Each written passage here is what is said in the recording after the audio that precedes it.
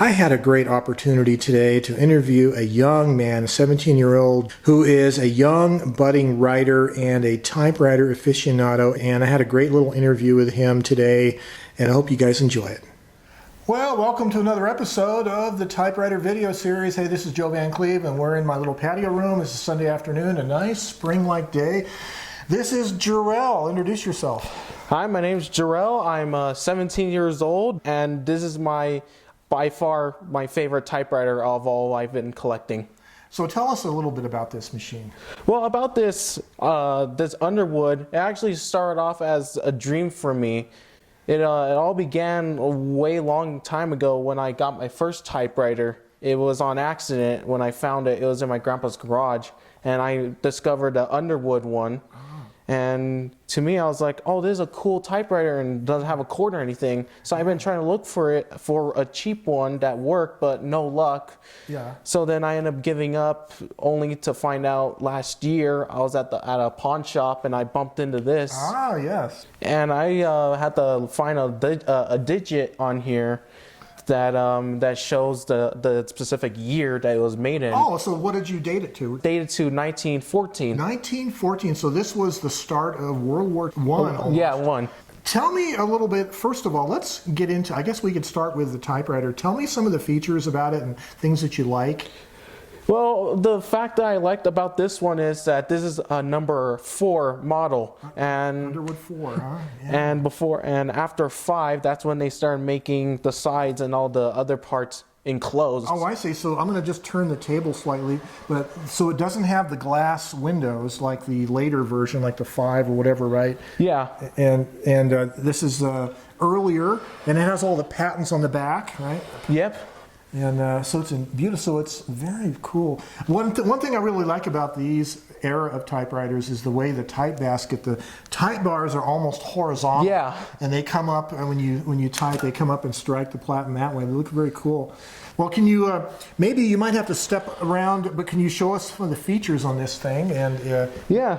So what the cool thing about this typewriter is that that usually with these old, with the font that they have for these typewriters is that they don't have a 0 or a 1 on it, and it took me a while to figure out which ones were ones and which ones were zeros. Right, right. And I like the fact that you can actually change the ribbon. Oh yeah, the bichrome setting. Yeah, that's very cool. Yeah, and what is this lever here down here? So with nowadays computers, they have an option where it was like this one's shift, which is all the uppercase. Yeah. And this is shift lock. That's your shift lock on the right. So a lot of typewriters, the shift lock is on the left, but this one was on the right, huh? Very cool. Oh, I see. Yeah. So I see. So your shift lock is the right one, and that's the shift lock release. Yeah. Ah, yeah. Very cool. So then you have margin settings on top, right? Mm-hmm. And what is this in the middle? That's just a reference for the middle of the platen? Yeah. So when I carried it around, I usually carry this to school. I rarely carry this one, but I always center it on 420. Ah, okay. So that way, when I carry it, I'm not like off balance with this thing. Yeah, very cool. So you've taken this to school, huh? I brought this thing 3 times in total. The first time it was when some things were wrong with it, and the second time was okay, and then the third time was because I was bored. And did you get a reaction from your fellow students? A lot of people wanted to buy this off of me. So what class, did you bring it into class or just do it in your free time between classes? Free time and in class. And in class, yeah? Did you take it to an English or a writing class of some kind? It was my sports medicine class. Oh, okay. Where my teacher always does notes, and he always puts up the slides, and to me, I was like, writing on a pencil was hard, so I was like, I better get my typewriter out and start doing all this stuff. And I'm the only kid who brought a working typewriter. Oh, yeah, yeah. Well, I'd imagine that would be true. Yeah. What does that lever here do? Do you know? So what this lever is, I did have old paper on me, but it was from the 1970s paper, and it was like brown and all. I was going to bring it, but when my mom went to a car wash, they took it out and threw it away. Oh, okay. So I was going to demonstrate it, but anyway. I got some paper we can use later, but. So yeah, and what this does is that when if you want to like get, because with these hands that cling onto the paper, sometimes it's not enough. That's why they get. Oh, I see. It keeps the middle of it pushed down, right? Yeah, so you can actually see it instead of it like warped. So this uses standard typewriter type style spools. Yeah. Did you find a lot of information about typewriters online after you got this? Did you sort of start researching typewriters and going to websites and all that? So with my first typewriter was a, what was it? It was a Typestar, and it was an electric one. And what happened is that I was like, why don't people use these anymore? Yeah. So I got curious, so I started looking it up, and I found out that these typewriters can do a lot more than one computer can offer. That's my quote I always say. It's just because the thing is with a typewriter is that it improves how you write and spelling, but with a computer it tells you you're incorrect. So and that's how I started loving typewriters, and I think this is my 6th typewriter already. Really? So how many do you currently have at home in your collection? Right now, well, I just got another one, so right now I think I have 4. Well, that's pretty good for a young man. Yeah. So do you find it fairly easy to compose like from the top of your head on the typewriter, or do you like to write out by hand first and then type? How do you what's your writing process? So I do kind of both, but usually I write it on paper and then try restating it to make it easier for me to remember later on. Okay. And sometimes if I don't have that option, I'll just try speaking it out words as I'm typing. Oh, so you could do kind of like a verbal thing. Oh, that's interesting. 'Cause you do that, a little bit of verbal kind of composing as you go? Yeah, because like before I type it, I have to say it out loud first to see if it makes sense. Wow, that's interesting. You know, it's interesting. Every writer has their own kind of unique working method, right? Yeah. Like I find the little portables that I like to use, like this table here, probably can't see off camera, but this is my little Jack Kerouac roll of typing paper that I have, and I find some of the portables that are easy to type on, and like one of these that has a nice keyboard, nice touch, I can stream of consciousness kind of just compose randomly, even if it's bad grammar and bad spelling, but it's just a way of getting the ideas down on paper. Yeah. You know, do you do some of that too sometimes? Or like, do you write stuff that you don't intend on showing anybody, just for yourself, that doesn't have to be spelled right? Or yeah, sometimes like what I do is that I type stuff out first, and then I either show my sister or like someone else at school and see their opinion on how I do it. And if they want to correct some things, and then I go back on here and see if I could get it right on the dart. Oh, nice, nice. So what does your family think of your typewriter fascination? Well, let's see. My grandpa really likes it, the whole typewriter thing, because I figured he would. and some of my teachers actually think of it too, because I don't only bring typewriters, I bring more old stuff. So like what? What other stuff do you like? So I actually hold, I'm more of a video game person too. Okay. And right now I have 22 video game types as in a mixture of handhelds and consoles. Ah, nice. And I hold the oldest video game console that ever exists in North America. Which one was that? It was something called a Magnavox Odyssey. My dad had one of those. We had one of those at home with the cartridges that plugged in. Yeah. That's interesting. So you're into a lot of that older technology. Classic stuff. I usually go by the name of Mr. A as an antique, because Mr. A, yeah. Because I collect everything relating to history itself. Very interesting. Do you like fountain pens? Oh, I was going to get fountain pens, but the thing was, at that place where we went to the type out, I saw a whole bunch of them, and I was like, $500. There is another store in town we can talk about off camera if you're interested in fountain pens, some inexpensive ones. Yeah, I got a quill. Oh, you do? Yeah. With bottled ink? Yeah. Yeah, very cool. Those are fun. You know, and we're getting off topic here. Yeah. There's people that actually go and get turkey feathers from places that harvest turkeys, and you can take a sharp knife and make your own little quills with it. Anyway, so back to the typewriter. Would you like to me to turn this around and have you do some test typing on this for us? Yeah, sure. Let's see. I could just go.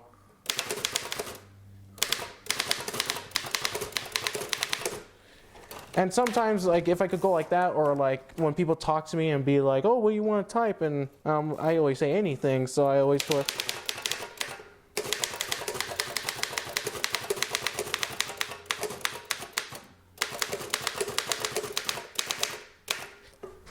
And usually my grandpa actually used to hold records in Socorro that let's see. Socorro, New Mexico? Yeah. And he could type like 80 words per minute, and sometimes he can actually beat the people who used the electronic ones for some reason. Wow, that's very interesting.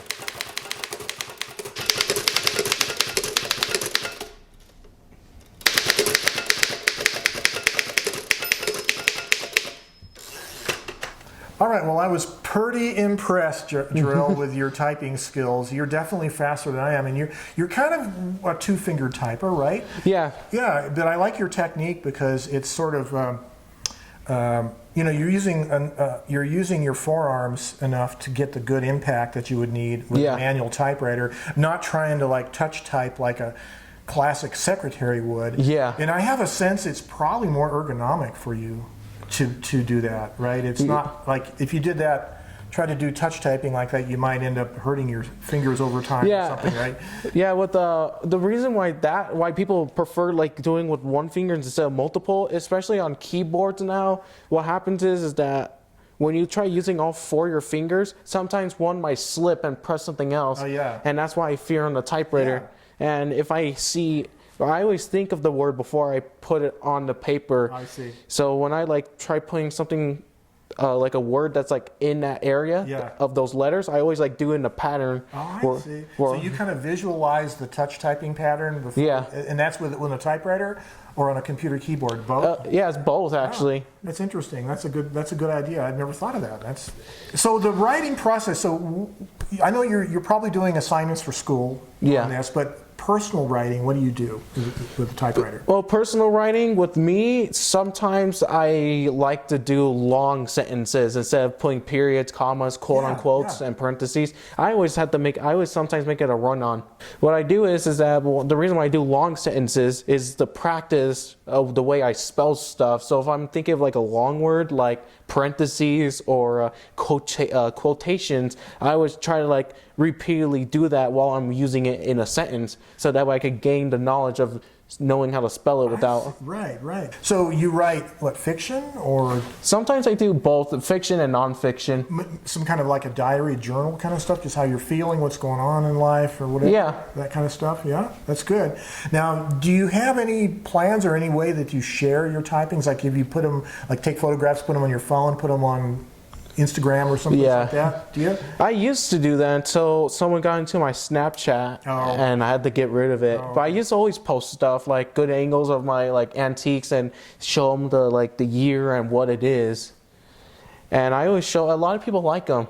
Good. Well, maybe you should start that up in some different way or some new way, perhaps, whatever. Yeah, I've been trying to do that, but you are obviously a young man. You're using old typewriters and you love old technology, but where do you see yourself fitting in with the kind of the typewriter revival movement? Do you see yourself as firmly in that? I actually do, and I feel like I play a small role in there, because I know like these typewriters are going to live forever. Because the thing is, like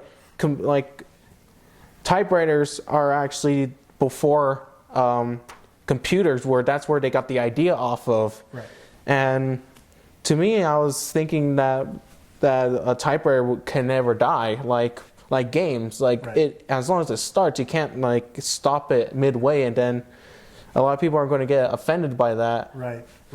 And being mechanical, they're easier to repair than the inside of a microchip that you can't really get to. Yeah, and with computers, it's like if something happens, it's either like in the whole thing or like something that's inside the machine, and it's just like one little slip and the whole thing could be ruined. Right. But with like a electric or a manual typewriter, all you gotta do is just take certain things apart and figure out what the solution is. Right. And the pieces are like, if it's like nickel or like metal, it's cheaper to pay for to make it that size and to go buy another like a computer. Yeah. If a computer is broken, then you have to go buy another computer.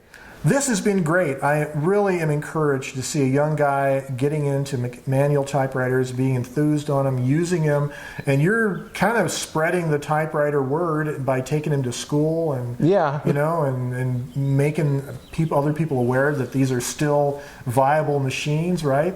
Yeah, and like my quote is that these things could do a lot more than what a computer can offer. Yeah, that's true. So if you had to get a new typewriter, what is in your dream? What's on your list? What typewriter would you like to have? And if I ever got another one or like traded one of mine for another one, I would say an Oliver. An Oliver, oh yes.